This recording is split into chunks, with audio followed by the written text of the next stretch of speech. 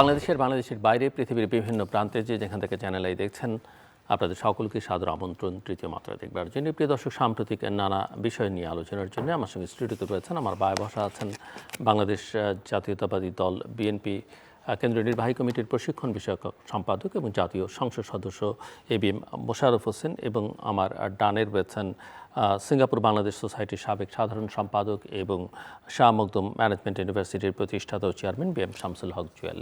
স্বাগত আপনাদের দুজনকে তৃতীয় মাত্রায়। মিস্টার মোশাররফ হোসেন, সম্প্রতি আপনারা অন্তর্বর্তীকালীন সরকারের সময়কার 133টি অধ্যাদেশের ভাগ্য নির্ধারণ করলেন। সমালোচকরা বলতে শুরু করেছেন যে, এবং বিরোধীরাও এটা বলছেন যে এটা আসলে যা আপনারা করলেন সেটা জাতির জন্য দুর্ভাগ্য হিসেবে পরিগণিত হয়েছে। আপনি কি একমত এই বক্তব্যের সঙ্গে? না, আপনি দেখেন, ধন্যবাদ আপনাকে, ধন্যবাদ আমার সহ-আলোচক এবং দর্শক। আপনি যে প্রসঙ্গটি উত্থাপন করেছেন এটা তো সাংবিধানিক একটা বাধ্যবাধকতা আপনি যেটা আমরা করেছি। কারণ আপনি জানেন যে যখন দেশের পার্লামেন্ট থাকে না, তখন রাষ্ট্রপতি অর্ডিন্যান্সের মাধ্যমে তার আদেশগুলি বাস্তবায়নের চেষ্টা চালায়। তো এখানে যেই সংবিধানের যে বাধ্যবাধকতা আছে, সেখানে সংসদ বসার প্রথম দিনে অধ্যাদেশগুলি উপস্থাপন করতে হয় এবং 1 মাসের মধ্যে এটা আইনে পরিণত করতে হয়। আর যেটা আইনে পরিণত না হবে সেটা বাতিল হয়ে যাবে। এটাই তো বিধান, না হয় সংশোধন করবেন বিধান।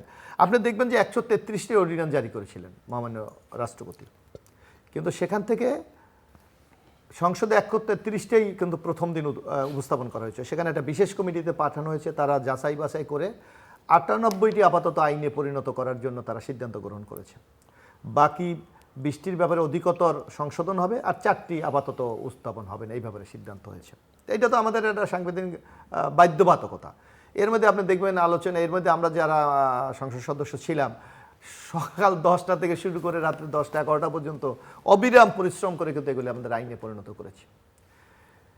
এখন আপনি হয়তো জনমানুষের আকাঙ্ক্ষা, এটা তো বিএনপি গভর্নমেন্টের কোনো কিছু না, এটা হলো পূর্ববর্তী ইন্টেরিয়াম গভর্নমেন্টের অধ্যাদেশগুলি আইনে পরিণত করা হয়েছে। এটা প্রচলিত নিয়ম, এর বাইরে কিছু করার নেই। মানে কিছু গ্রহণ করেছেন, সেগুলো নিয়ে অনেকেরই আপত্তি নেই, কিছু বাতিল করেছেন তাতেও অনেকের আপত্তি নেই, এবং কিছু সংশোধন হয়তো আমি জানি না কটা সংশোধন করেছেন, কিন্তু বাতিল করা অনেকগুলো যেগুলো ল্যাপস হয়ে গেছে সেগুলো নিয়ে অনেকে মনে করেন যে এগুলো জন আকাঙ্ক্ষার পরিপন্থী।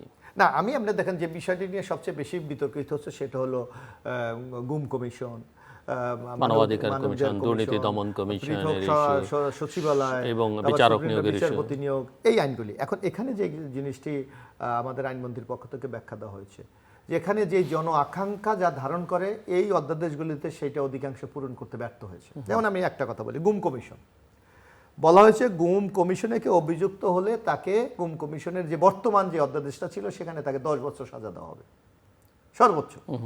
কিন্তু আমরা মনে করি যে এই সাজাটা আরো কঠোর হওয়া উচিত, সংশোধন করতে পারতেন না। এখন এই এক, এর জন্য আমাদের পক্ষ থেকে বলা হয়েছে এটা অধিকতর আরো গ্রহণযোগ্য করার জন্য যারা মাননীয় সংসদ সদস্য যারা আছেন, যারা বাংলাদেশের সংবিধান বিশেষজ্ঞ আছে, আইনবিদ আছেন, তাদেরকে নিয়ে একটি উচ্চ কমিটি করে আবার সংসদে উপস্থাপন হবে। এটা কিন্তু বাতিল করা হয়নি, এটা গ্রহীত করা হয়েছে আপাতত। তো সুতরাং আমরা মনে করি না, কিন্তু বিধান অনুযায়ী তো এটা আপাতত বাতিল না, আবার এটাকে বলা হয়েছে অধিকতর সংশোধন কল্পে উপস্থাপন করা। সেটা বার্তা দেওয়া হয়েছে, আপাতত বাতিল, এটা ঠিক আছে আমরা, কিন্তু অধিকতর আমরা কমিটমেন্ট করেছি এটা উপস্থাপন করা হবে। তারপর আপনি দেখবেন যে মানবাধিকার কমিশন, মানবাধিকার কমিশনের তদন্তের ক্ষেত্রে দেখা যাচ্ছে একটা তদন্ত কমিশন থাকবে, তারা হয়তো 2 মাস 4 মাস 6 মাস তদন্ত করে একটা রিপোর্ট করে আন্তর্জাতিক ট্রাইব্যুনালকে বলবে তোমরা এই ব্যবস্থা নাও। আমরা বলতে চাচ্ছি না এটা না, আমরা বলতে চাচ্ছি সরাসরি যদি আন্তর্জাতিক ট্রাইব্যুনালের এইটা দেওয়া যায় তাহলে এটা আরো বেশি কার্যকরী হবে, আরো বিচারটা দ্রুত হবে, আরো যারা স্বজন হারিয়েছে তাদের জন্য এটা আরো বেশি এফেক্টিভ হবে। এই সুতরাং আপনি যদি এগুলি লিটারেচারি যদি আপনি একটু বিশ্লেষণ করেন, এর মধ্যে খুব একটা জন আকাঙ্ক্ষার বাইরে গেছে এটা বলে আমাদের কাছে কিন্তু মনে হচ্ছে। স্যার, বিএম শামসুল হক জুয়েল, আপনার কাছে কি মনে হয়? জি, জুয়েল ভাই, thank you so much for having me. Mosharraf সাহেব যেগুলো বললেন যে 133টা না 131টা যে অধ্যাদেশের মধ্যে 33টার মধ্যে 91টা সোফার পাস হয়ে গেছে, আর রিমেইনিং যেগুলো সেগুলোর ব্যাপারে তারা পরে সিদ্ধান্ত জানাবে। এবং আপনি যেটা বললেন যে আজকে মিডনাইট 12টার পরে এগুলো অটোমেটিক্যালি ল্যাপস হয়ে যাবে, দ্যাট ইজ দ্য কোশ্চেন। মানে এই জিনিসগুলো যে অধ্যাদেশগুলো এবং যেগুলো ল্যাপস হয়ে যাচ্ছে, আপনারা যেগুলো পাশ করেছেন বা এই সংসদে যেগুলো পাশ হয়ে গেছে, সেগুলোর সাথে তার চেয়ে মোস্ট ইম্পর্টেন্ট এবং পিপুলস পারসেপশন, পিপুলসের অ্যাটেনশন এবং ওরা জাতির যে জিনিসগুলো নিয়ে বেশি আলোচনায় ছিল, তার মধ্যে এই 16টা মানে মোস্ট ভার্নারেবল এবং মোস্ট ডিসকাসড ইস্যু। আপনি যেমন বললেন গুণ কমিশন, মানবাধিকার কমিশন, বিচারালয় আলাদা করা, স্বাধীনতা দেওয়া, সেক্রেটারিয়েট গঠন করা, রিমেইনিং নির্বাচন কমিশন কিভাবে গঠন হবে, দুর্নীতি দমন কমিশন কিভাবে গঠন হবে, সোফার এই জিনিসগুলো নিয়েই ফ্যাসিবাদকে পুনর্জন্ম দেওয়ার, ফ্যাসিবাদী কাঠামোটা নতুনভাবে আবার ফিরে আসার যে সম্ভাবনাগুলো ছিল সেগুলোকে প্রোটেকশন করার জন্য, যাতে আর কেউ ফ্যাসিবাদ না হয়ে উঠতে পারে, আর কেউ নতুনভাবে স্বৈরাচার না হয়ে আসতে পারে, সেই জন্যই মূলত এই জিনিসগুলোই আগে সেফগার্ড দরকার ছিল। আপনারা যে কথাটা বলার চেষ্টা করছেন এবং যেটা সংসদের মানে সংসদের প্রধানমন্ত্রীর পক্ষ থেকে সালাউদ্দিন সাহেব অথবা আইনমন্ত্রী যে কথাগুলো বলার চেষ্টা করছে, সেগুলোর প্রেক্ষাপটটা হলো যদি এই জিনিসগুলো আলোচনায় আসতো, সেই জিনিসগুলো যদি সংসদে উপস্থাপিত হতো এবং ডিবেটের মাধ্যমে যদি বলা হতো যে নো, আমরা এই 16টা we are not rule out the things, but what we are planning, what we are trying to improve this law in order to just change it in a right direction, তাহলে জিনিসটা signal যেত আলাদাভাবে। আপনারা যেটা আজকে as of yesterday যেটা জাতির সামনে যে মেসেজটা গেছে, সেটা হলো মোস্ট আলোচিত এই 16টি অধ্যাদেশ বা 16টি যেটা গুম কমিশন থেকে শুরু করে অন্যান্য যে জিনিসগুলো, এগুলো নিয়ে যখন সুস্পষ্ট কোনো বক্তব্য বা আলোচনা ছাড়াই পাশ হয়ে গেল বাদবাকিগুলো, এবং এগুলোকে বলা হলো, যখন প্রশ্ন করা হলো বিরোধী দল থেকে যে এগুলো কেন আসলো না, কেন, তখন উত্তর দেওয়া হলো এই দুইজন minister, home minister on behalf of prime minister and law minister, তারা এই ব্যাখ্যাটা দিলেন। কিন্তু যদি আপনারা অ্যাজ এ পার্লামেন্ট মেম্বার আপনারা যদি দাবি তুলতেন না, ইজ অল রাইট, এটা উপস্থাপিত হোক, তারপর আলোচনার পর যদি এটা পাঠানো হয় বিশেষ কমিটিতে, that will be the more professional, এবং জাতির কাছে এই মেসেজটা যেত না। এখন বিএনপি 31 দফার মধ্যেও অনেকগুলো জিনিস এই ইস্যুগুলো নিয়ে কাভার করে বা ছিল। আনফর্চুনেটলি 31 দফার মধ্যে প্রথম দফা ছিল আপনারা সংবিধান সংস্কার কমিশন গঠন করবেন, if I am not wrong honestly. তাহলে এই সংবিধান সংস্কার কমিশন আপনারা গঠন করলেন না।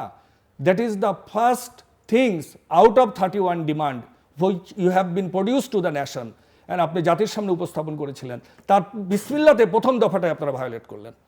তো দ্যাট ইজ ভেরি আনফর্চুনেট। এখন আপনারা আজকে যে কথাগুলো বলার চেষ্টা করছেন বা কালকে গতকাল আপনাদের পক্ষ থেকে যে কথাগুলো বলা হয়েছে, আমি জানি না জাতি এটাতে আশ্বস্ত হবে কিনা বা হতে পারছে কিনা, কিন্তু এই জিনিসগুলো যদি আপনারা সংসদে বিলগুলো নিয়ে এসে আলোচনার প্রেক্ষিতে বিশেষ কমিটিতে পাঠাতেন, তখন বলতেন যে অধিকতর যাচাই বাচাই বা হোয়াট এভার আপনাদের সংসদীয় ভাষা যে ভাষায় আপনারা বলেন বা বলার চেষ্টা করেন বা যেভাবে আলোচনা হয়, তখন জাতি মনে করতো no, they are very much transparent about all this 16 bills, but due to the course of all these irregularities or strengthen the law, তারা এই জিনিসগুলোকে আবার নতুনভাবে বলার চেষ্টা করছে বা করবে।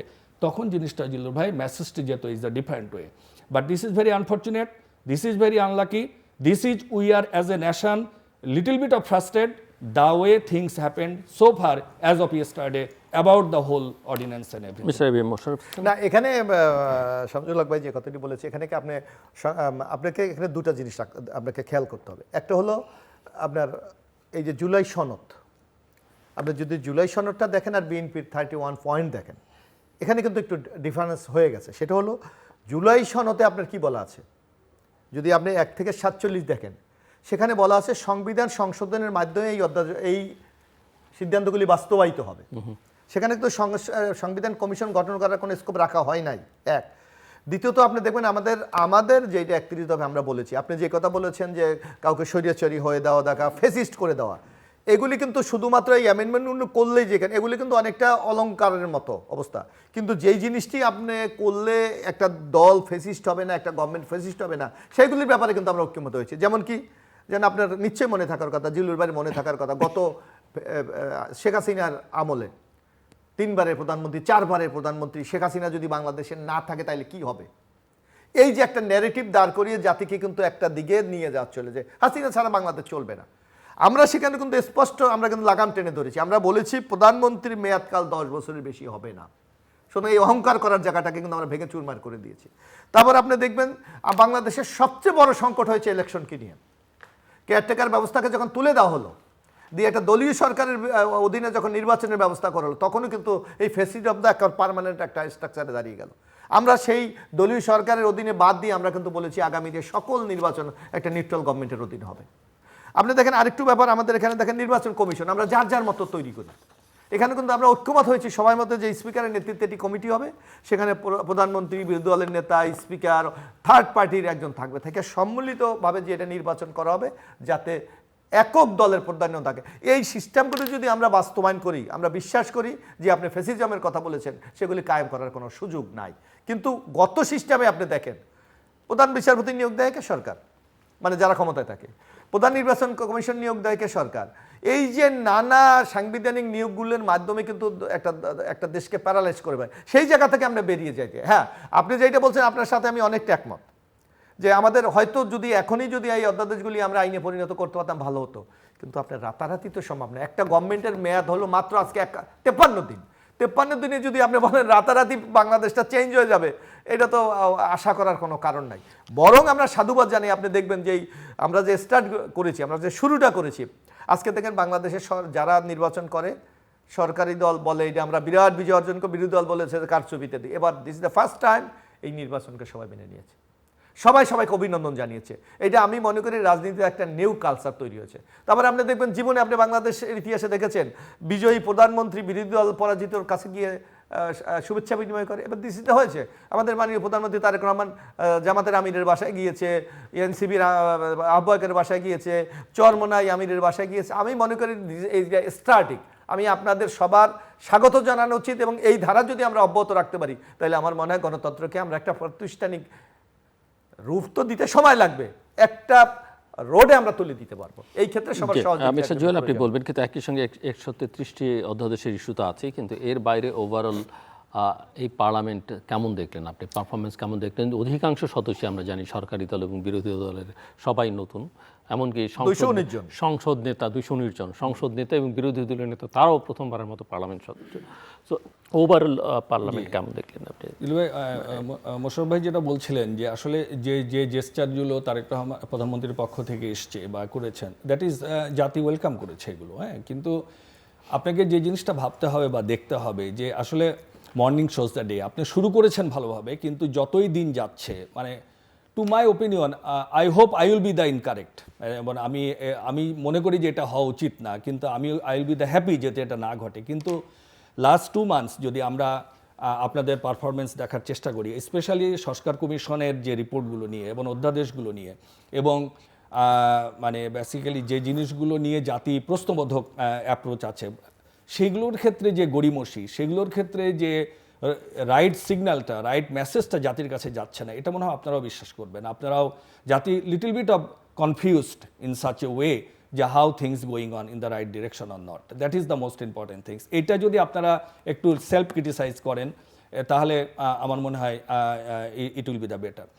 আর জিল্লুর ভাই যেটা বললেন যে অ্যাজ এ নিউট্রাল পার্সন আমি যদি মানে সংসদকে দেখার চেষ্টা করি দ্য ওয়ে পারফর্ম, সেখানে আমার কাছে কিছু কিছু জিনিস, এটা আমি জানি না, মানে আমাদের এমপি সাহেব এখানে বসে আছেন, মোশাররফ ভাই, he will know better than me, কিন্তু আমার কাছে যে জিনিসগুলো মনে হয়েছে সেটা হলো যে আপনি দেখেন পার্লামেন্টে prime minister is a new MP, opposition leader, and 219 member, they are the first time came to the parliament. তো এখানে ভাইব্রেন্ট একটা পার্লামেন্ট, সবাই শিখবে, সবাই বলবে, ব্যাপারটা এরকম।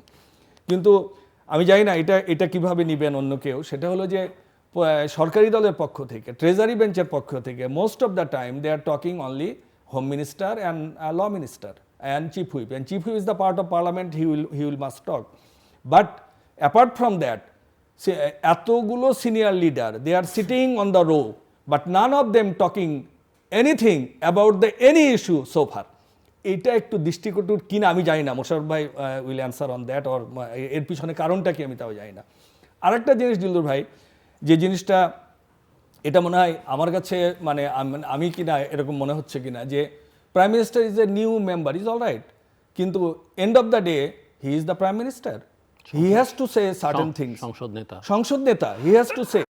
এখন prime minister sitting, and beside that স্বরাষ্ট্রমন্ত্রী সিটিং, And দুইজনই উপস্থিত, প্রধানমন্ত্রীর অনুপস্থিতিতে on behalf of prime minister স্বরাষ্ট্রমন্ত্রী কথা বললে that is more logical, more appropriate. Prime Minister sitting beside him on behalf of Prime Minister যখন continuously each and every issue স্বরাষ্ট্রমন্ত্রী কথা বলছেন, এতে আমি জানি না মানে ন্যাশন কি সিগন্যাল পাচ্ছে।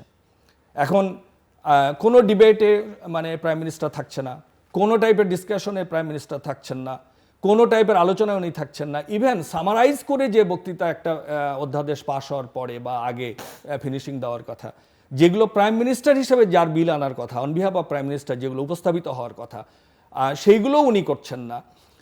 আমি জানি না এটা সামহাও হয়তো স্বরাষ্ট্রমন্ত্রী ডেপুটি প্রাইম মিনিস্টারের মতো ভূমিকা পালন করছে, বা হয়তো আর এরকম পোস্ট ক্রিয়েট হতেও পারে কিনা, মোশাররফ ভাইরা করতে পারেন কিনা আমি জানি না, বা করবে কিনা সেটাও হয়তো প্ল্যানে আছে, এই জন্য he has to be ready for that, এমনও হতে পারে, আমি জানি না। তো সেই ক্ষেত্রে আমার মনে হয় এখানে জাতি is not getting a right signal. Prime Minister has to talk, Prime Minister must talk, because nation appointed or selected or elected him to become the Prime Minister. Not somebody has to act on behalf of him as a Prime Minister. কারণ জাতি তাকেই prime minister বানিয়েছে, জাতি তার কাছ থেকেই শুনতে চাই how he react, how he talking, how he saying to the nation, এবং তখন জাতি মোর আশ্বস্ত হবে, তখন এটাকে আরও ভালোভাবে নিবে।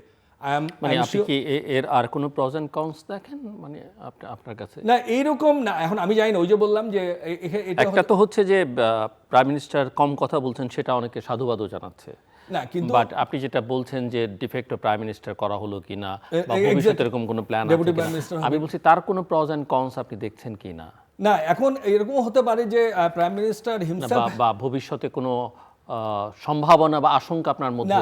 আমার কাছে মনে হয় এইভাবে যদি প্রাইম মিনিস্টারের উপস্থিতিতেই একজন প্রাইম মিনিস্টারের অ্যাক্ট করে, তাহলে এই ক্ষেত্রে আমি জানি না বিএনপির জন্য বা আগামীতে জাতির জন্য এটা কি সিগন্যাল দেয়, এটা সরকারের জন্য এটা সামহাও আমি জানি না, এটা মোশাররফ ভাইদের হ্যাজ টু থিঙ্ক প্রপারলি।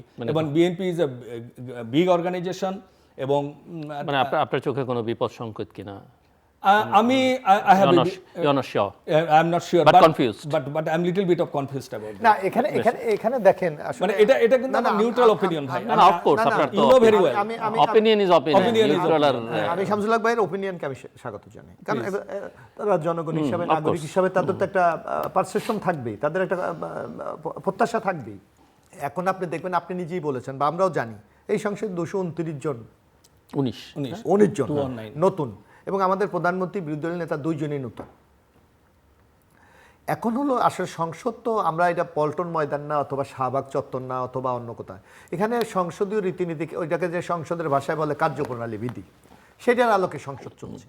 এখানে কিন্তু আপনার বেসিক্যালি আমরা এখন যে ফাংশনটা আমাদের ফার্স্ট অধিবেশনে চলছে, এটা অনেকটা ল বেসড ডিবেট। আপনি কোনটা আইনকে বাস্তবায়ন করবেন, আইন এটা কি কাভার করে, কোন ধারা এটা পড়ে, কোন সংবিধানের কোন আর্টিকেলে এটা পড়ে ইত্যাদি, এই ডিবেটটা হলো এখানে আমরা যেটা দেখেছি। এবং আপনি বিরোধী দলের দিকে যদি তাকান, সেখানেও কিন্তু যারা ব্যারিস্টার অথবা আইনজ্ঞ, তারাই কিন্তু বেশি কথা বলেছে।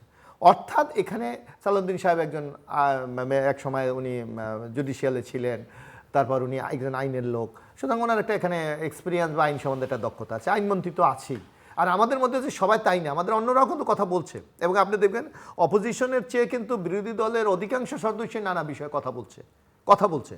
হ্যাঁ, আমরা চেয়েছিলাম এই সময়টা খুব অল্প দিন, আপনি দেখেন টাইম শিডিউলের মধ্যে কিন্তু আমাকে অর্ডিন্যান্সগুলিকে পাস করতে হয়েছে।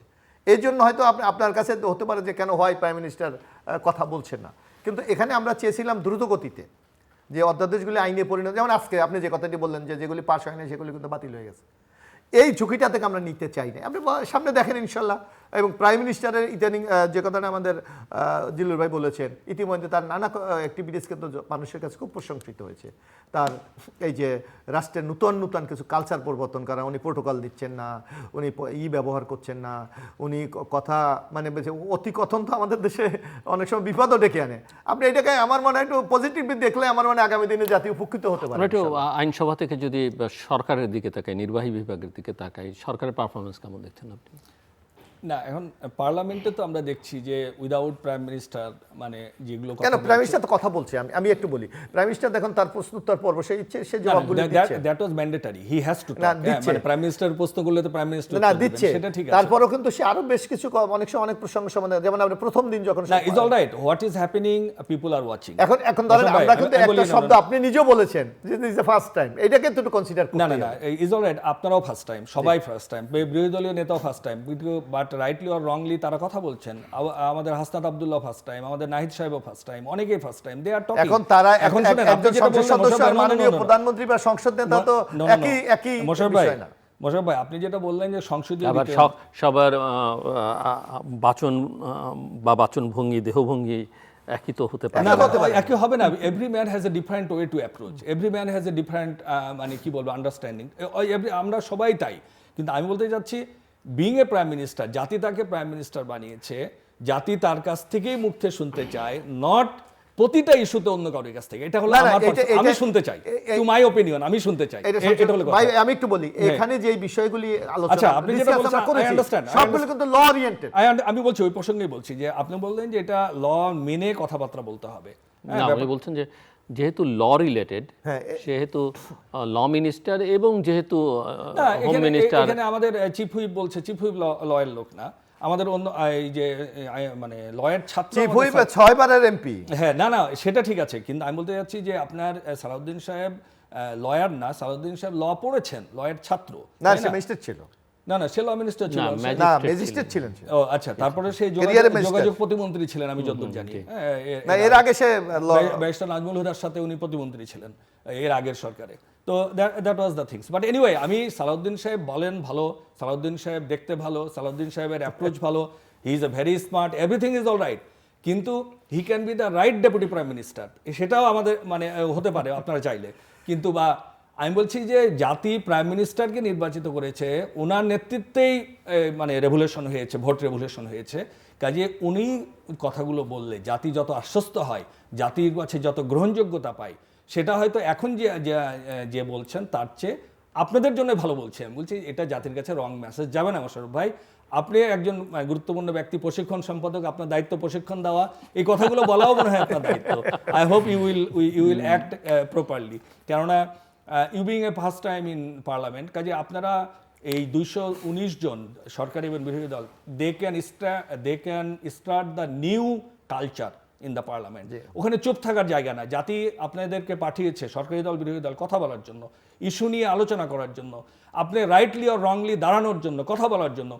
পিপল উইল জাজ যে আপনি রাইট বললেন না রং বললেন। পার্লামেন্টের অন্যান্য মেম্বাররা আপনাকে ওই কি যেন করে, টেবিল চাপড়ায় কি বললো না বললো is not the issue, because you are the representing the peoples আপনাকে কীভাবে গ্রহণ করলো, that is the most important things. এবং আমার বিশ্বাস যে এই নতুন পার্লামেন্ট মেম্বারদেরকে যদি আপনি অবারিতভাবে কথা বলার সুযোগ দেন, it will come out the new culture, it will come out the new some kind of approach, জাতি আশ্বস্ত হবে। আপনি আইনের দ্বারা, আমি একটু শেষ করি, আপনি আইনের বিষয় কিন্তু সংসদ সদস্যদের বলার খুব একটা স্কোপ নাই, কারণ একটা নির্দিষ্ট বিল আছে, বিলের উপর কথা বলতে হবে, ওই বিল নিয়ে কথা বলতে হবে। ওই বিল নিয়ে আপনি আইনের দ্বারা বান্ডিং এর মধ্যে একটা নির্ধারিত সময়ের মধ্যে শেষ করতে শেষ হবে, করুন। এটা বাধ্যবাধকতা। আপনি জিনিসগুলোকে বাধাগ্রস্ত করতে পারবেন না। আপনি যারা কথা বলেন, বলতেই ভালো হবে। এবং আপনি বললেন যে আইনের দ্বারা নির্ধারিত, আপনি 54 বছরের পার্লামেন্টে কি উপকার হয়েছে দেশ এবং জাতির? আপনি শুধু সবকিছু আইন দ্বারা বাধাগ্রস্ত করে আপনি কণ্ঠকে রুদ্ধ করবেন, টাইম দ্বারা বাধাগ্রস্ত করে আপনি বলার থেকে বঞ্চিত করবেন রাইট কথাটা। It is not the way. Last 54 years যতদিন পার্লামেন্ট ছিল, হয়তো অন্য আইনের ক্ষেত্রে হবে না, কিন্তু এটা সংবিধান অনুযায়ী, কার্যপ্রণালী বিধি অনুযায়ী আপনি ডিফেন্ড করেন না। আচ্ছা ঠিক আছে, আপনি দেখেন বাজেট সেশনে দেখেন যে কি পারফরম্যান্স। আচ্ছা, কিন্তু আমি বলতে যাচ্ছি যে আপনি সবসময়, আপনি একটু আগে যেটা বলতেন না, আইনের দ্বারা নির্ধারিত, এই সেশন সব ঠিক আছে, কিন্তু আইনের দ্বারা নির্ধারিত করে আপনি পার্লামেন্টটাকে আপনি একটা মানে কি বলবো, একটা আবদ্ধ জায়গা তৈরি করেন না। Let's open up everybody by thinking, by attitude, by action, by talking. জাতি এটা দেখতে চায়। এবং উনি শুধুমাত্র এটা বিরোধী দলের জন্য বলছেন, সবার জন্য। আপনি যেরকম ধরেন, আমি বলি, আচ্ছা এক মিনিট, আমি ভুলে যাব, আমি বলি আপনাকে, আপনারা বলেন যে আপনাদের বিএনপির মোটামুটি অনির্বাচিত বা হেরেছে খুব কম লোক, জিতেছেই সবাই অলমোস্ট। আপনি পাশে থেকে শুরু করেন, সেকেন্ড ম্যান মির্জা ফখরুল ইসলাম আলমগীর থেকে শুরু করে ফার্স্ট রোতে আমরা যাদেরকে চিনি বা দেখি, ডানে বামে পিছনে সাইডে, আপনি বলেন নান of them talking anything, naan of them. এই সুযোগ তো এই সংসদে নাই। আপনাকে আমার নির্দিষ্ট বিলের উপর কথা বলতে আর হচ্ছে। বিলের উপরেই তো কথা উনি বলবেন। বলছে সেই বিলের উপরে কেন অন্যরা কথা অন্যরা বলছেন কথা না, বলবে না একজন কেন? বা দুজনই কেন বলছে সেটাই আমার আপত্তি। এটা আমি বলতে যাচ্ছি, আমরা সামনে দেখব। সবাই তো ল মেকার এখানে, সবাই তো law maker, একেবারে এবং তাদের এই যে আপনি দেখেন, আপনি যখন বাজেট সেশন মোশাররফ ভাই, আসবে law তখন বুঝতে তো বলার হবে। বহু স্কোপ থাকবে। আপনি যদি প্রথম থেকে লয়ের ব্যাপারে কথা না বলেন, আপনি যদি বলেন যে না এটা লয়ের কারণে আর কেউ বলতে পারে না, অনলি না, সালাউদ্দিন সেটা না, সাহেব আর সেটা অনলি চিফ হুইপ বলবেন, আর অনলি আইন তাহলে তো মন্ত্রী বলবেন। স্বাস্থ্যমন্ত্রী হতে হবে, ডাক্তার কি? তো তাহলে এটা তো অন্য এটা কেউ তো তো issue পারবে না। না। না এইটা তো আপনি আপনি আপনি পার্লামেন্ট আমার মানে মেম্বার শামসুল হক বাইরে একটু জ্ঞান পারসেপশনের মধ্যে একটু না, nothing, আমি আপনাদের পক্ষে বলছি। এটা স্পেশাল একটা ব্যাপার। আপনি যে ইন্ডিয়া গভর্নমেন্টের অর্ডিন্যান্স গুলো বোঝা গেছে, আইনে পরিণত ওনার করতে বক্তব্য হবে। বোঝা আমরা গেছে, ওই আপনারটা debate বোঝা করছি গেছে। না, আমি আমরা তো আপনার পক্ষেই বলছি। আমার যে প্রশ্ন ছিল আপনার কাছে, আমরা একটু পার্লামেন্ট থেকে এখন হ্যাঁ, please, নির্বাহী বিভাগের পারফরমেন্সে যাই, সরকারের পারফরমেন্সে যাই। জি। কেমন দেখলেন এই না এখন প্রায় 2 মাস? এই লাস্ট 2 মান্থসে আমরা মানে বেসিক্যালি ওই টাইপের সিগনিফিকেন্ট পজিটিভ বলার মতো আপনি কি আছে অনেস্টলি? হ্যাঁ, আপনি স্বরাষ্ট্র মন্ত্রণালয়ের উনি আইন নিয়ে ব্যস্ত আছেন, আমাদের স্বরাষ্ট্রমন্ত্রী, কিন্তু উনার যে আপনি কতগুলো খুন হয়েছে আপনি দেখেন। মানে আপনি বলছেন উনি আইন নিয়ে ব্যস্ত, আইন শৃঙ্খলা নিয়ে ব্যস্ত না। আইন শৃঙ্খলা নিয়ে ব্যস্ত না। হ্যাঁ, এখন আইন শৃঙ্খলার যে অবনতি, আপনি আপনি আপনি দেখেন, আপনি সেদিন দেখলাম আপনি যাত্রী কল্যাণ সমিতি যে একটা রিপোর্ট দিল, সেখানে কতজন মানুষ মানে ভিক্টিমাইজ হয়েছে। আপনি আইন শৃঙ্খলা পরিস্থিতি বাংলাদেশের কোথায়, কোন দিকে যাচ্ছে, এটা এই কয়েকদিন আগে এই জিনিসগুলো নিয়ে আইন শৃঙ্খলার যে মন্ত্রী, তার যে যত কনসার্ন থাকার দরকার, আপনি আমাদের যোগাযোগ মন্ত্রী দেখেন, আপনি আমাদের অন্যান্য ক্ষেত্রে দেখেন, সেগুলোর ক্ষেত্রে হয়তো বলবেন যে না, ওই যে মোশাররফ ভাই একই উত্তর দিবে যে ইটস টু আর্লি, আর একটু সময় দেন। হ্যাঁ, তো আমার মনে হয় যে মানে বেসিক্যালি এখানে আরও আমাদের ইনিশিয়ালি যে মানে অ্যাটিটিউড নিয়ে, যে মানে বিপুল আশা নিয়ে আমরা এই সরকারের কাছ থেকে আশা করেছিলাম, সেইটা এখনও আমি বলবো না যে না এটা একেবারে হতাশ হতে হবে, বাট মানে things are not getting in a right direction, মানে এতটুকু মানে আমাদের ওয়াচ করতে হবে। আর কোনো বিশেষ অবজারভেশন আছে, কোনো বিশেষ মিনিস্টার? না, এখানে আমি যেহেতু শিক্ষার সাথে জড়িত, আমি যেহেতু শিক্ষার সাথে জড়িত, এখানে আমি একটু যদি আপনি অ্যালাউ করেন আমি বলি আর কি, সেটা হলো যে আমাদের শিক্ষামন্ত্রী once upon a time he was the state minister of education Osman Faruk সাহেবের সাথে। হ্যাঁ, ওসমান ফারুক সাহেব এবারও তো এমপি হয়েছেন, জি। আচ্ছা আচ্ছা, ওনার চেহারাও তো আমরা দেখিনি, একটা কথাও বলেনি কোনো ইস্যুতে এখন পর্যন্ত। এনিওয়ে, তো এখন এই শিক্ষামন্ত্রী সাহেব এহসানুল হক মিলন সাহেব, ওনার এক্সপিরিয়েন্স আছে, কিন্তু আসলে উনি ঠিক মানে ওই নকল নিয়ে যত কথা বলছেন, কিন্তু শিক্ষা ব্যবস্থা আসলে এখন কিন্তু আর 80-র দশকের নকলের মতো নকল হয় না। হ্যাঁ, বা ওইভাবে মানে অবস্থাটা নাই এখন। আপনার শিক্ষা ব্যবস্থাটা ধসে পড়েছে।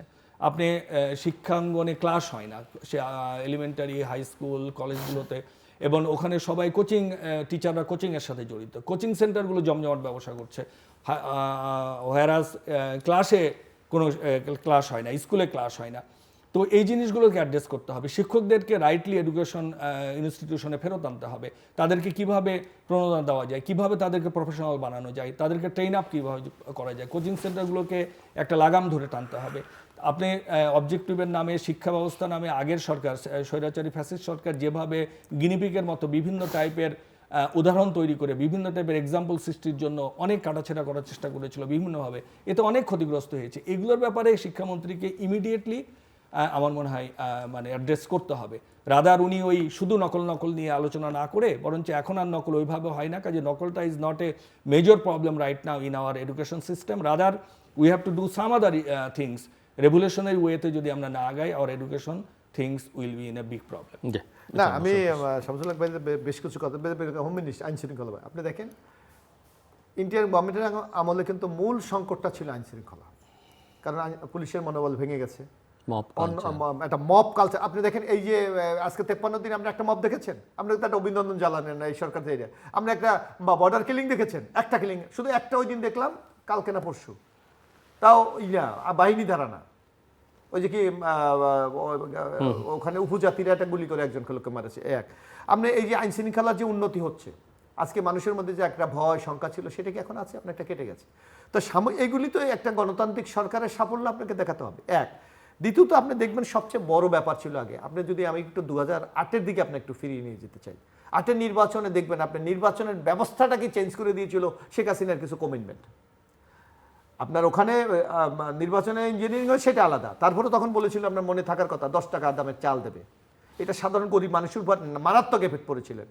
তারপর ঘরে ঘরে চাকরি দেবে, বিনামূল্যে সার দেবে, ডিজিটাল বাংলাদেশ তৈরি করবে। আমি তো তখন ক্যান্ডিডেট ছিলাম, যে বিএনপির লোকও অনেকে বিএনপিকে ভোট দেয়নি, কারণ 10 টাকা ফ্রি চাল পাবে। একটা ওয়াদা কি শেখ হাসিনা বাস্তবায়ন করতে পেরেছিলেন? পারেন নাই, মানে উনি ফেল করছে কমিটমেন্টে, অর্থাৎ ক্ষমতা যাওয়ার জন্য জনগণের সাথে উনি একটা প্রতারণা করেছিলেন। কিন্তু এবার আপনি দেখেন আমাদের মাননীয় প্রধানমন্ত্রী বলেছেন আমি ফ্যামিলি কার্ড দেবো, ইতিমধ্যে বাস্তবায়ন শুরু হয়ে গেছে। উনি বলেছেন আমি কৃষক কার্ড দেবো, ইনশাল্লাহ এই 14ই এপ্রিল থেকে শুরু হবে। উনি বলেছেন ইমাম মুয়াজ্জিম, যাদেরকে নিয়ে সমাজে সবচেয়ে একটা সম্মানিত কিন্তু অবহেলিত, তাদের কার্ড দেওয়া হয়েছে। আপনি দেখবেন ওই যে খাল খনন শুরু হয়েছে। অর্থাৎ নির্বাচনের যে কমিটমেন্টগুলি আমরা করেছি এগুলো বাস্তবায়ন শুরু হয়েছে। এগুলো আমি মনে করি বাংলাদেশের রাজনীতির ইতিহাসে একটা নিউ একটা চ্যাপ্টার কিন্তু ওপেন করেছে, যে আগামী দিনে যারাই ক্ষমতায় আসুক বা যারাই যে জনগণের কাছে কমিটমেন্ট করুক, এই যদি বাস্তবায়ন না করে তাহলে তাদের কিন্তু চরম পরিণতি ভোগ করতে হবে।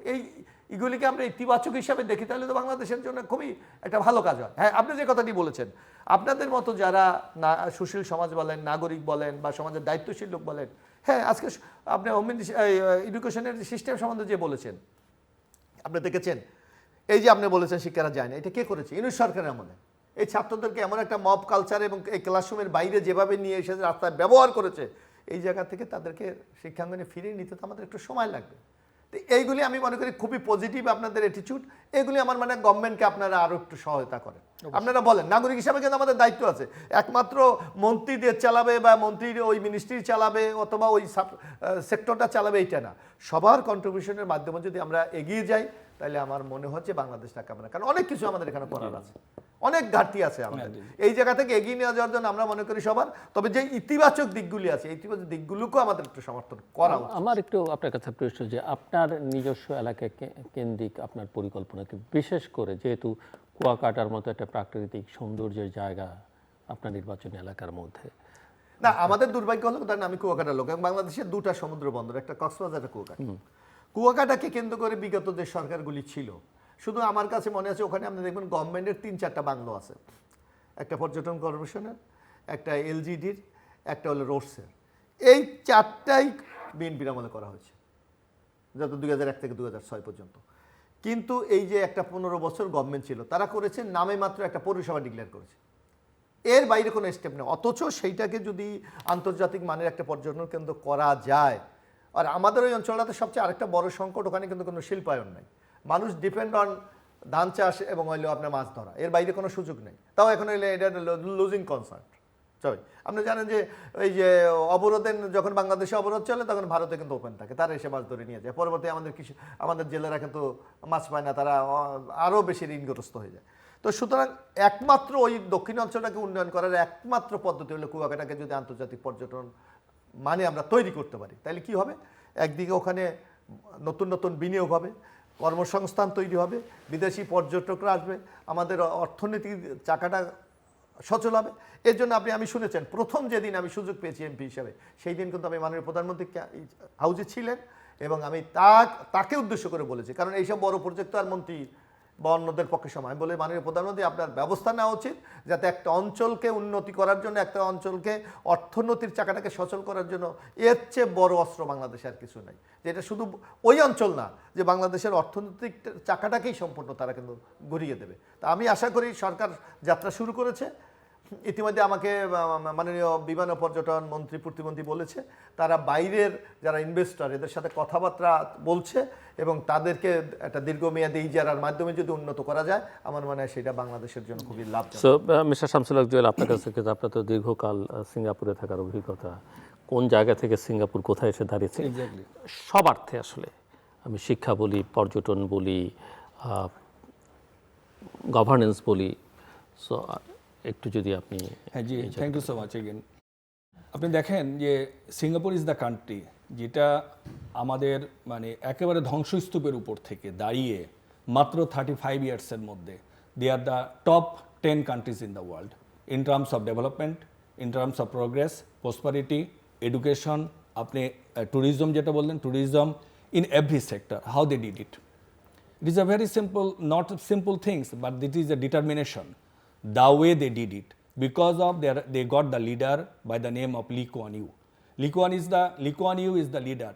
Initially, it was the Malaysian Confederation. You know very well, right? Confederation. One fine morning, Malaysian Prime Minister Tengku Abdul Rahman declared Singapore is an independent country. এবং তাদেরকে কনফেডারেশন থেকে বের করে দিল। তারা চায়নি স্বাধীনতা, তাদেরকে বের করে দেওয়া হলো। Just only MP from Singapore land on that time, Lee Kuan Yew, he was keep on crying on the parliament. এবং সে বলার চেষ্টা করছিল যে no, we don't want to divide, we don't want to separate from Malaysia because we do not have any natural resources, we do not have a port, we do not have anything. How we survive? And our people will be going to die without support from the federation. Okay, but from that onwards, Tengku Abdul Rahman and none other member of Malay Parliament is agreed and admitted. Rather, they will keep outside from the federation.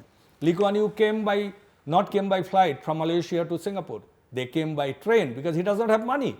He came by train from Kuala Lumpur to Singapore. Then past 3 days, he keep on thinking what and how he could change the Singapore in the right direction. After 3 days later, he just fine morning came out. He went to the Singapore National University, okay, and he just called the graduate people. That means the final graduation people, around 40 of them. তাদেরকে ডেকে উনি বলার চেষ্টা করলেন যে দেখো, now we are the different country, আমাদেরকে নতুন দেশ করতে হবে। এবং এই 40 জনকে নিয়ে ব্রিলিয়ান্ট স্টুডেন্ট যারা গ্র্যাজুয়েশন শেষ করেছে তাদেরকে নিয়ে হি স্টার্ট হিজ জার্নি। এবং how they did it, first things out of corruption. তারা নিজেরা প্রমিস করেছে যে তারা করাপশন করবে না, করাপশনকে অ্যালাউ করবে না, করাপশন করতে দিবে না, first. Second thing, and they will do the hard work. এবং তারা কন্টিনিউয়াসলি এটা হার্ড ওয়ার্ক করে দেশটাকে সামনের দিকে নিয়ে যাবে। Initially Lee Kuan Yew after that সে চিন্তা করলো আমাদের কোনো রিসোর্স নাই, আমাদের কোনো কৃষি জমি নাই, আমাদের কোনো মানে এমন কিছু নাই যেটা দিয়ে আমরা এটা শুরু করতে পারি। How they did it, service ইন্ডাস্ট্রিতে চলে গেল তারা করলো কি, they become a hub of the education, they become a hub of the economy, they become a hub of the industrialisation, they become a hub of the port. আপনি দেখেন ওয়ার্ল্ডের top 3 পোর্টের মধ্যে সিঙ্গাপুর চাঙ্গি এয়ারপোর্ট, তাদের যে sea port is the top 5 এর মধ্যে। তারপরে তাদের যে industrialisation, electronics and electrics industrialisation, after the Japan, they are the pioneer of the whole world. আপনি তারপর তারা ট্যুরিজমের দিকে গেল। একটা ছোট্ট বদ্বীপ, একটা ছোট্ট দেশ, একটা ছোট্ট আইল্যান্ড, দে বিকাম এ ট্যুরিজমকে ডেভেলপমেন্ট করলো। এবং আপনি you will be surprise to know 1 বছরে 10 million tourist visit Singapore, whereas in India there is a lot of natural resources, lot of places to travel and visit. সেখানে মাত্র 1 million people per year they India visit করে। তো আপনি is not the matter যে actually আপনার কি আছে কি নাই, আপনার যেটা আছে, because God given your land in your hand. Now your responsibility how you could develop, how you could lead them in a such a way. আমাদের দেশে একটা অদ্ভুত, we are a very wonderful country by the grace of Almighty, বিকজ আমাদের একটা ফার্টাল land আছে জুলুর ভাই, যে ল্যান্ডে আপনি আমাদের রাজশাহীর মানে আমি রাজশাহী নিয়ে উদাহরণ দিচ্ছি যে আমাদের একটা ম্যাঙ্গো সিডস যদি আপনি মানে আম খেয়ে ওই সিডসটা ফেলে দেন, they become a tree. It is a how lucky you are, you know that. বাংলাদেশের প্রতিটা ল্যান্ড সমতল ল্যান্ড, এখানে আমরা আছে। আমাদের একটা বিরাট মানে সামুদ্রিক কানেকশন আছে, আমাদের একটা বিরাট ট্যুরিস্ট এরিয়া আছে যেগুলোকে ডেভেলপ করা যায়, আমাদের একটা বিপুল ম্যান পাওয়ার আছে, is a highly populated country. আমাদের এই জিনিসগুলোকে যদি প্রপার লিডারশিপ আমরা পাই, বা লিডারশিপ আমরা চাই, বা লিডারশিপ নেতৃত্ব দিতে পারে, এগুলোকে নিয়েই আমরা we can be the another Singapore with the 10-15 years time. But unfortunately এই লিডারশিপটা আমাদের করতে হবে। আমি একটু আগে শেষ করি আমাদের কথা। আপনি বলছিলেন যে ইটস টু আর্লি যে এইসব গভর্নমেন্টকে যাচাই করে। No, it's not too early. Issue is that যে আমাদের সময় দিতে হবে। আপনি রাইট ডিরেকশনের জন্য সময় লাগে না, আপনি you are going to the right direction, that is the most important things. আপনি যদি রংলি আগান তাহলে তো আপনি you cannot reach to the target. আর জাতি আপনাদের উপরে আস্থা রেখেছে বলেই তো আপনাদের 2/3 মেজরিটি নিয়ে ক্ষমতায় নিয়ে এসছে।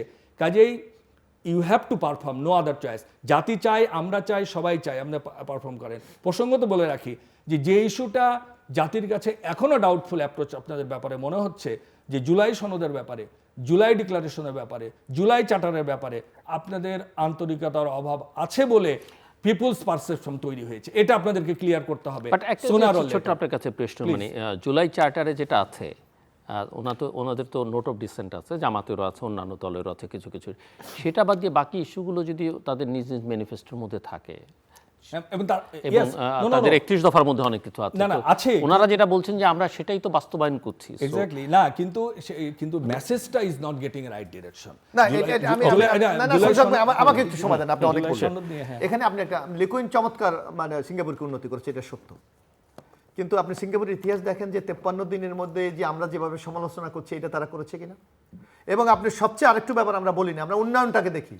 ওখানে কিন্তু গণতান্ত্রিক ব্যবস্থা তখন ছিল না, একটা একনায়কতন্ত্র দিয়ে কিন্তু লিকুন সিঙ্গাপুরকে এই জায়গায় নিয়ে এসেছে। হ্যাঁ, তার একটা চমৎকার গুণ ছিল, সেটা অনেস্ট, কোনো করাপশন ছিল না। কিন্তু বাংলাদেশে আজকে আপনি একটা স্টেপ নেন যেটা আগামী হয়তো 5 বছর আমরা ফলাফল পাবো, তখন বাংলাদেশের রাস্তা কীভাবে মানুষ রাস্তা নেমে যায়, আপনাকে এই জিনিসটাও কিন্তু বিবেচনায় নিতে হবে। সিঙ্গাপুর যেভাবে ফেরেছে, আপনি মালয়েশিয়া কীভাবে হয়েছে, আপনি মাহাতির কি গণতন্ত্র দিয়েছিল? দেয় নাই। কিন্তু বাংলাদেশের মানুষ কিন্তু গণতন্ত্র প্রিয়, এইটাকে আপনাকে মাথায় রেখে কিন্তু আপনাকে কাজগুলি এগিয়ে নিয়ে যেতে হবে। এই যে আপনাকে জুলাই অভ্যুত্থানে, জুলাই সনদের কথা আপনি বলেছেন, এখন আপনাকে আমি যদি বলি যে ইন্টিরিয়াম, বিশেষ করে আলী রিয়াজ, উনি তো আমি মনে করি জাতির সাথে একটা প্রতারণা করেছেন। আপনি স্বাক্ষর নিলেন জুলাই সনদে,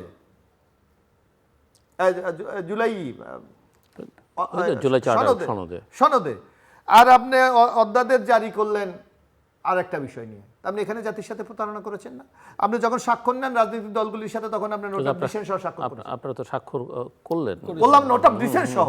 কিন্তু যখন আপনি গণভোটে গেলেন, তখন আপনার নোট অফ ডিসেন্ট আর কিছু, গণভোট মেনে নিয়েছেন তো? নিয়েছি আমরা। কি আমরা, আপনার মনে থাকার কথা জিল্লুর ভাই, পরের দিন বিএনপির স্থায়ী কমিটির মিটিং ডেকে প্রকাশ্যে মির্জা ফখরুল ইসলাম আলমগীর বলেছিলেন ঐক্যমত কমিশন বিএনপির সাথে প্রতারণা করে। বিশ্বাসঘাতকতা। এবং আপনি আরেকটু জানেন, আপনি তো আরেকটা জায়গায় যাচ্ছেন না।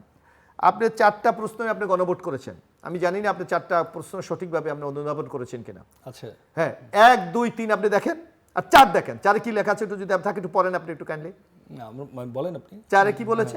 যে রাজনৈতিক দলগুলি তাদের ম্যানিফেস্টোতে যা উল্লেখ করবে, যদি জনগণ রায় দেয় সে বাস্তবায়ন করবে। তা আমি তো আগে নোট অফ ডিসেন্ট দিয়েছি, আপনি আমাকে সেগুলি এখন বাস্তবায়ন করতে বলেন কেন?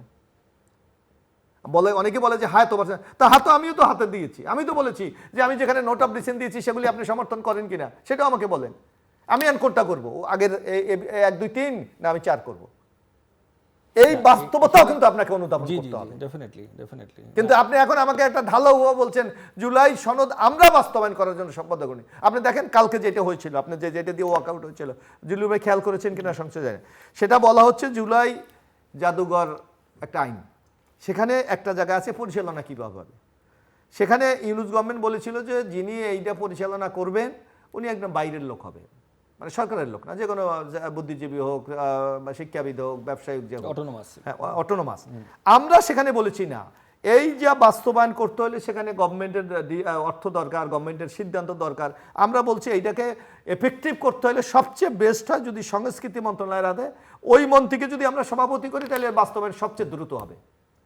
কারণ অর্থ তার হাতে, ক্ষমতা তার হাতে, সিদ্ধান্ত তার হাতে। এখন যদি আপনি একটা বাইরে একটা কমিটি ধরেন আপনাকে সভাপতি করলো, আপনি সেইটা কিন্তু সংস্কৃতি মন্ত্রণালয়ের কাছে প্রস্তাব পাঠাবেন। আর যদি মন্ত্রী ডাইরেক্ট নিচে থাকে তাহলে তাদের প্রস্তাব পাঠাবার কোনো প্রয়োজন নেই। এখানে এইটা নিয়ে ওয়ার্কআউট হলো, আপনি কি বলবেন? এটা এটা নিয়ে বলবো একটু। হ্যাঁ, এটা নিয়ে তো বিরোধী দলের প্রেস ব্রিফিংটা মানে অনেকে পত্রিকাও এসছে আজকে, আমি আমার দেশে দেখলাম আর কি, যে সেটা হলো তারা বলার চেষ্টা করছেন যে আপনারা বলছেন যে এইটা বেসিক্যালি তাদের বক্তব্য এটা না, যেটা হতে পারে, কিন্তু বিশেষ কমিটিতে যেভাবে আলোচনা হয়েছে সেই আলোচনার প্রেক্ষিতে অন্য বিলগুলো হয়েছে, আর এটা লাস্ট মোমেন্টে আপনারা যেটা সংশোধনী নিয়ে এসছেন এটা দ্যাট ওয়াজ নট একটা জায়গায় শুধু। আই নো দ্যাট, কিন্তু সেইটা ওই যখন বিল পাশের আগে বিশেষ কমিটিতে আলোচনা হয় এটা ছিল না। Suddenly and out of blue মানে you just raise up this issue. এখন ওনারা বলছে যে এটা যদি আগে আলোচনা করতে চাই যাতে এফেক্টিভ হবে, না এটা জাদুঘরটা বাস্তবায়ন হোক, আপনারা এই কাগজ কলমে থাকবে, বাস্তবায়ন হবে না, আপনি কাকে দায়িত্ব দিতে? তাহলে মোশাররফ ভাই ইস্যুটা হলো যে আপনারা এগুলো ফর্মালি প্রসেসটা ভালো করছেন না কেন, আপনারা এই গ্যাপগুলো রাখছেন কেন? এটা আগে ডিসকাস করে নিতেন বিশেষ কমিটিতে। হয়েছে তো, আলোচনা হয়েছে তো। নো দ্যাট ওয়াজ এখানে কালকে একটা ইন্ডিভিজুয়াল একজন সদস্য সেই অ্যামেন্ডমেন্টটা দিয়ে, তাহলে ওই অ্যামেন্ডমেন্ট সে বলেছে কি, তার যদি বক্তব্য দেখেন যে আমি চাই জুলাই জাদুঘর তার না না আন্ডারস্ট্যান্ড জুলাই স্বার্থপর। জাদুঘরে সে বাস্তবায়ন বিশেষ করুক কমিটিতে সরকারি এবং বিরোধী দলের মেম্বারদের নিয়ে যে না মেম্বার না, ওটা নির্দিষ্ট কিছু সংখ্যক মেম্বার। ওই বিরোধী দলের মেম্বারও থাকে ওখানে। থাকে। হ্যাঁ 4 জন না 3 জন। তো যার কারণে ওদের ওই বিশেষ কমিটিতে আলোচনার পর যেগুলো সর্বসম্মতিক্রমে পাশ হওয়ার জন্য আসতে পারে বিল আকারে যে পাশ হবে, সেগুলোতে এটাও ছিল জিল্লুর ভাই, এটাও ছিল। কিন্তু সাডেনলি এদের বক্তব্য, বিরোধী দলের বক্তব্য, যেটা আমি পত্রিকায় পড়েছি আজকে সকালে, সেটা হলো তারা বলার চেষ্টা করেছে যে নো, তারা হঠাৎ করে, এটা ওখানে ছিল না, তারা হঠাৎ করে হাউসে ঠিক আছে, এটা তো একজন মেম্বার কিন্তু সংসদ আপনি দিয়েছে। আপনি আপনি এই জিনিসগুলো হয় কি যে মানে বেসিক্যালি আপনি না, যদি আপনি- আগে আপনি- pre-plan না, এগুলো আপনি বুঝে as a- আসতে as a- পারতেন। as a- as a এটা citizen- আমাদের ইস্যু না, না, না, আমি এটা- একটু বলি, as a citizen হিসেবে আপনি ব্যক্তিগত মনে করেন কিনা যে বাইরের একজন শিক্ষাবিদকে দিয়ে যতটুকু বাস্তবায়ন হবে ওই সংশ্লিষ্ট মন্ত্রণালয়ের মন্ত্রী দিয়ে বাস্তবায়ন, আপনি নিজের বিবেচনা এটা হতো না, এটা হতো না। যেহেতু জুলাই চার্টার নিয়ে, জুলাই ইস্যু নিয়ে আপনি যেটা বললেন যে এই ক্ষেত্রে বিএনপির অবস্থানটা জাতির কাছে বা বিরোধী দল যেভাবে হোক একটা ডাউটফুল অ্যাপ্রোচে চলে এসছে। এই কারণে তারা মনে করছে বা অনেকেই মনে করতে পারে যে এখনই মন্ত্রীকে এখানে না দিয়ে যদি বাইরের কেউ থাকে, নাথিং রং, ডাজন্ট ম্যাটার, আপনি মন্ত্রীর হেল্প লাগবে, গভর্নমেন্টের হেল্প লাগবে, কাজে এটা তো চেকস এন্ড ব্যালেন্সের Balances জায়গা না, এমন কোনো কিন্তু- জায়গা না। হ্যাঁ, right, মানে right. যে একটা জাদুঘর কিভাবে জাদুঘরের পরিচালিত ব্যাপার। হবে, এখানে জাদুঘরের মন্ত্রীকে উন্নয়নটাই বড়। এখানে মন্ত্রীকে থাকতে এটা হবে যদি কেন? আমরা বলছি এটা কাজটা যদি যুক্তি বাস্তবায়নের হিসেবে সুবিধার্থে। বেসরকারি খাতেরও একজন থাকে বা একজন একাডেমিক থেকেও যদি প্রমাণ করা যায় যে সে করতে পারছে, Capable। হ্যাঁ, কিন্তু ওনাদের যেটা যুক্তি, সেই যুক্তির আবার অর্থ না না না, যে ঠিক আছে, কিন্তু মন্ত্রী এইটা থাকলে নিয়ে এটা অনেক এটা নিয়ে easy এত হয়। এত রিজিড হওয়ার তো কিছু ছিল না। আমার কথা হলো এটা, হ্যাঁ, যে এবং এটা যদি আগে আলাপ আলোচনা করতেন, আই এম শিওর যে এটা নিয়ে সমস্যা হতো না। বাট এনিওয়ে পরে কিন্তু একটা সিদ্ধান্ত হয়েছে যে আমাদের এই অধিবেশনেই অথবা আগামী বাজেট অধিবেশনে এইটা আবার অ্যামেন্ডমেন্ট করে সংস্থা না উপস্থাপন ঠিক করা আছে, হবে। তারা কিন্তু যদি চায় কিন্তু হবে। আর জুলাই সনদ নিয়ে আমি একটু বলি, যেহেতু এটা একটা মানে হট ইস্যু জাতির কাছে। আপনারা বলছেন note of dissent, note of dissent আপনারা যেগুলো রেখেছেন সেগুলো বাদ দিয়ে বাদবাকিগুলো বাস্তবায়ন করেন হচ্ছে না তো, কেন? বাদগুলো হচ্ছে তো। না হচ্ছে না তো। কে বলছে আপনি এই 16টার মধ্যে কোন 16টা? আপনি এই যে আপনি 133টা দেখেন না, আপনি 16টা দেখেন। না না না, ওগুলো তো ওগুলোর সাথে ডাইরেক্টলি ফ্যাসিবাদ রিলেটেড ইস্যু নাই। আছে, অনেকগুলো আপনি আছে তো। বিচারালয়ের স্বাধীনতা হস্তক্ষেপ করছেন, আপনি সেক্রেটারিয়েট আমি বন্ধ তো করছেন, হস্তক্ষেপ করছি আপনি না। প্রধান বিচারপতি নিয়োগে ঝামেলা করছেন, আপনি দুর্নীতি দমন কমিশনে আপনার নিজস্ব ধারণা নিয়ে আসছেন, আপনি গুম কমিশন নিয়ে আপনি এখন অন্য বক্তব্য দিচ্ছেন, আপনি এই 16টা যে ব্যাপারগুলো ছিল সেগুলো নিয়ে আপনি আপনার বক্তব্য এখন করছেন। But all those things already been discussed, already been decided in Shashkar Commission last আমার 10 এই months, প্রত্যেকটা and আপনার you people এখানে আমার have note of signed it. dissent ছিল। আপনি দেখেন- Only যে দুটো ব্যাপারে আপনারা সাইন করেন নাই, নোট অফ ডিসেন্ট দিয়েছেন, ওগুলো বাদ দিয়েও তো কে বলছে দুইটা? আপনাকে দুইটা কে বলছে? না না, এই 16টার মধ্যে, এই না, এই 16 অনেকগুলো 16টার মধ্যে দুটো, আর বাদ এগুলো তো আছে অন্যগুলো। এই 16টার মধ্যে ওই দুটো বাদ দিয়ে আপনারা বাস্তবায়ন করেন। হচ্ছে তো বাস্তবায়ন, আপনি না, না, দেখেন। না, আপনারা তাহলে এই 16টাকে বাইরে রাখলেন কেন এখন? এখানে আমরা তো বলেছি, আপনারা তো ওখানে মোশাররফ ভাই, আপনারা ওখানে সাইন করে এসেছেন, এগ্রি করে এসেছেন, আর যেগুলো dissent note of Shamsul Haque dissent ভাই, দিয়েছেন আপনাকে- ওগুলো বাদ আপনাকে- দিয়ে আপনারা বাস্তবায়ন করেন। শামসুল তাও হক তো ভাই, করছেন আমি না একটা ভাই। কথা বলি, আপনি থিওরিটিক্যাল বিষয় দিয়ে তো রাষ্ট্র চলবে না, আপনাকে এফেক্টে আমাকে সাকসেস তো দেয়। আমি যদি আজকে ব্যর্থ হই, আজকে যদি আমি ব্যর্থ হই, আপনি যদি একটা বিষয় ইস্যুতে ব্যর্থতা কে নেবে? বিএনপি নেবে না? অবশ্যই বিএনপি গভর্নমেন্টকে তার দিতে হবে। মাথায় একটু, তার তো চিন্তা ভাবনা থাকবে যে কোনটা আমি সাকসেস হব, কোনটা আমি হ্যাঁ ব্যর্থ ঠিক হব। আছে, আমরা চাই আপনারা সফল হন এবং আমরা চাই কারণ আপনারা আমি পপুলার বলি, থাকেন, আমি- পপুলার থাকেন। না, না, আমি একটা কিন্তু কথা জাতিকে বলি। আপনারা রং না, সিগন্যাল না, দেন না, না আমি একটা কথা জুলাই বলি। চার্টারের ব্যাপারে। বাংলাদেশে কিচ্ছু সংস্কার দরকার নেই, আপনি একটা জিনিস বাস্তবায়ন করেন, কোনো কিছু দরকার নেই। দরকার নাই, তাহলে একটা, আমি এতদিন একটা বলি। আলোচনা করলেন বলছেন কেন? উনি না, না, একটা আমাকে একটু কথা বলতে দেন শুনি আমরা আপনি। কি বলেন। একটা, আচ্ছা, আচ্ছা। আপনি কোনো কিছু দরকার নেই, আচ্ছা, ঠিক শুধু আছে। একটা জিনিস বাস্তবায়ন করতে দেন, যে কোনো রাজনৈতিক দল তারা কোনো জনগণের বিরুদ্ধে যাওয়ার সমস্যা, এটা হলো শুধু আপনার ভোটের অধিকারটা নিশ্চিত করেন। কারণ বাংলাদেশে আমরা 4টা নির্বাচনে দেখেছি, 91-তে বিএনপি ক্ষমতায় আসছে, 96 কিন্তু আসে নাই, কারণ জনগণ ভোট দেওয়ার অধিকারটা ছিল। 2001-এ আবার আওয়ামী লীগ আসে নাই। আপনি শুধু ভোট দেওয়ার নিশ্চয়তা দেন, এই যে নিউট্রাল গভর্নমেন্টের অধীনে সকল রাজনৈতিক দল, ফেসিস্ট বলেন, স্বৈরাচার বলেন, ওই করাপশন বলেন, এর ধারে কাছে যাওয়ার সাহস পাবেন না। খালি একটা বাস্তবায়ন করেন। হ্যাঁ, তো এইটা তো করতেই হবে, তার সাথে সাথে এ করতে হবে না, এই একটাই হলো মূল চাবি। এইটা করেন, পাশাপাশি ফ্যাসিবাদ না হতে যাতে না হবে না, আপনি টাকা তখন পাচার, আমার যখন জনগণের ভোট লাগবে, জনগণের ভোটে আমি আবার আসবো, আপনি আমি ওই বেশিবাদ হব না। শেখ হাসিনাও এই 3টা ভোটে তাই বলেছিল আমরা জনগণের না, কাছে না, যাচ্ছি, তাই কিন্তু বলেনি। আপনাদেরকে নামতে দেয়নি, আপনারা যেতে পারেননি ভোট চাইতে, এর আপনারা জন্যই যেতে তো। পারেননি। তো আজ এই কেয়ারটেকার গভর্নমেন্ট হলেই যে মানে, কিন্তু আপনাকে পরিবেশটা ঠিক রাখতে হবে। আপনি টাকা পাচার বন্ধ করেন, আপনার দেশের যত উন্নতি হচ্ছে, প্রবাস থেকে প্রবাসী যোদ্ধারা $255 বিলিয়ন পাঠাচ্ছে, আর আপনারা $234 বিলিয়ন পাচার করছেন কে 17 করছে? বছরে। এই যে এই 17 বছর হয়েছে, করেছে বলেই তো সে নাই ক্ষমতায়। তাহলে পাচারের বিচার আপনারা করবেন না? অবশ্যই করতে হচ্ছে তো। ইয়েস, এটার ব্যাপারে আপনাদের অলরেডি তো বক্তব্য? মামলা হচ্ছে, চার্জশিট হচ্ছে, অলরেডি আপনারা টাকা ফেরত আনা হচ্ছে। আপনারা এই যে পাচারের মধ্যে ঋণখেলাপি যারা, তাদেরকে আপনারা নমিনেশন দিয়েছেন। ঋণখেলাপি যারা, তাকে না, না, এখন আমি বলি কাকে আপনারা গভর্নর বানিয়েছেন, বাংলাদেশ ব্যাংকের গভর্নর বানিয়েছেন। একদিকে বলবেন আইনের শাসন বাস্তবায়ন চাই, অন্যদিকে আইনে যদি সে অ্যাডভান্টেজ পায় সেটাকে আপনি কি বলবেন? না, সেটা আমরা চাচ্ছি না। তাই তো করছে তারা। হ্যাঁ, না করুক। এখন বর্তমানে আইন আছে, আপনি যত টাকা তাহলে- লোন তাহলে- নেন তাহলে- 2% দিয়ে আপনি রিশিডিউল করার সুযোগ আচ্ছা, আছে, করেন আইন চেঞ্জ করেন। মোশাররফ ভাই, করেন, কিন্তু এই ঋণখেলাপি গুলো তারা ঋণ যাতে পরিশোধ করে, গভর্নমেন্টকে টাকা ফেরত এইটা দেয়, আপনাদের সেটা নাগরিক ব্যবস্থা করুন। সমাজেরও দায়িত্ব আছে, শুধু একটা দলকে চালাই না। আমরা বাইরে থেকে কিছু করতে পারবো না। প্লিজ আমরা কিছু করতে আমাদের পারবো না, খুব বেশি আপনাদের সময় নেই। system এ আমি আনতে একটা হবে। কথা, আপনার 111 এর কথা মনে আছে যখন জি, অবশ্যই। বসুন্ধরা গ্রুপের শাহ আলম সাহেব বাইরে চলে গেলেন? হ্যাঁ, চলে যাওয়ার পর উনি কি বললেন, একটা চিঠি লিখলেন ইন্টেরিয়াম গভর্নমেন্টকে, যে আমি আমার সকল ব্যবসা তুলে নিয়ে আমি বিদেশে আসতে চাই, আপনি আমাকে অনুমতি দেন। Right. তখন কিন্তু ওই সময় 111 গভর্নমেন্ট তাকে বাংলাদেশে আইনে, আমার এক্সপেক্ট এখনো আমি তাকাইলে দেখি যে সেনাবাহিনীর প্রধান মাইক ধরেছে, উনি বক্তৃতা রাখছে। হয়েছে না বাংলাদেশের অবস্থা? এখন আপনার বেক্সিম কোরমাতে একটা শিল্প প্রতিষ্ঠান বন্ধ হয়ে গেছে, আপনি করাপশন সালমান রহমান করেছে, ওর কর্মচারীরা কি আজকে প্রায় 40,000 লোকের চাকরি নেই। আপনাকে এই জিনিসগুলো তো না, না, বিবেচনায় আনতে আপনি হবে। তো এগুলো তো বিবেচনায় আনতে হবে। Definitely you have to be very transparent, you have to very rational. একটা দেশ রাষ্ট্র চালাতে যার হলে জন্য আপনাকে রেশনাল হতে হবে। কিন্তু আপনি এসালম 11টা ব্যাংক ধ্বংস করে টাকা পাচার করে নিয়ে গেছে, সিঙ্গাপুরের সেকেন্ড রিচেস্ট ম্যান হয়ে গেছে। এখন আপনি যদি আপনি কি করবেন?